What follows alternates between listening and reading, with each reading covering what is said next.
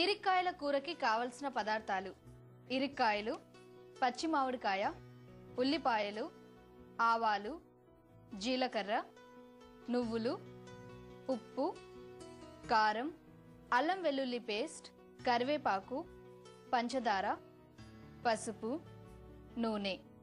Decoration కోసం ఇరిక్కాయలు, carrot, ఉల్లిపాయలు.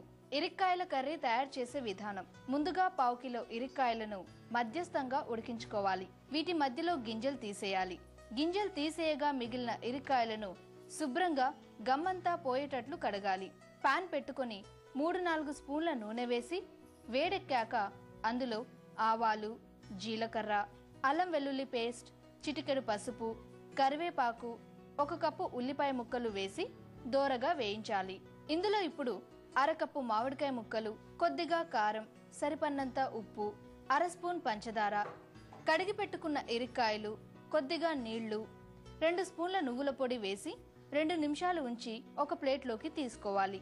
దీన్ని ఇరిక్కాయలు, అందంగా కట్ చేసుకున్న ఉల్లిపాయ ముక్కలు, క్యారెట్ ముక్కలు, మామిడికాయ ముక్కలతో గార్నిష్ చేసుకోవాలి. ఎంతో టేస్టీగా ఉండే ఇరిక్కాయల కర్రీ రెడీ.